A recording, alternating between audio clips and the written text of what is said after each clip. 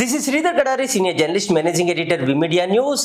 భారతదేశంలోని ఆధ్యాత్మిక శక్తి ఏంటి, ఆధ్యాత్మిక జ్ఞానం ఏంటి?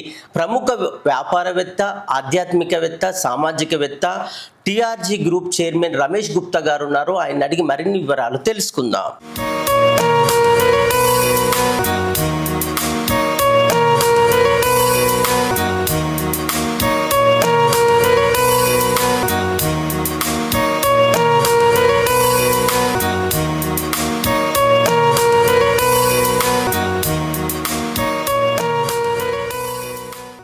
భావితరాలకు అందించడానికి పీఠాధిపతులు, మఠాధిపతులు, ప్రవచనకర్తలు, చాగంటి వారే కానీ, గరికపాటి వారే కానీ, సామవేద షణ్ముఖ శర్మ గారే కానీ, గణపతి సచ్చిదానంద స్వామి, సుందర చైతన్య స్వామి, చిన్నజీయర్ స్వామి, ఇలా ఎందరో విషయాలు చెప్తున్నారు. టీవీలో కూడా ఈ మధ్యన ఇంట్లో కూర్చొని కానీ, టీవీలో కానీ, మన మొబైల్లో కానీ చూడటానికి ఉంది. తప్పనిసరిగా వాటిని చూడాలి, ఆలోచించాలి.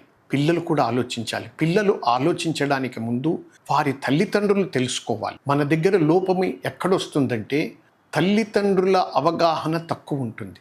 వారికి సమయాభావం అనుకోండి, వారికి ఉన్న టెన్షన్స్ అనుకోండి, ఫైనాన్షియల్ ఉన్న వాటి వల్ల, పలు విధాల వల్ల. కానీ తల్లిదండ్రుల్లో ఆధ్యాత్మిక చింతన రావాలి, వారికి అవగాహన కావాలి. రామాయణ, భారత, భగవద్గీత, భాగవత విషయాలు తెలియాలి. తెలిసి వాళ్ళు తెలుసుకొని వాళ్ళ పిల్లలకు తింటున్నప్పుడు, లేకపోతే ఉట్టిగున్నప్పుడు, హాలిడేస్లలోనో వాళ్ళతో చర్చించాలి, వాళ్ళకి చెబుతూ ఉండాలి. ఎవరు రామచంద్రుడికి ఆ నామకరణం చేశారు అనే విషయము చాలామందికి తెలియదు.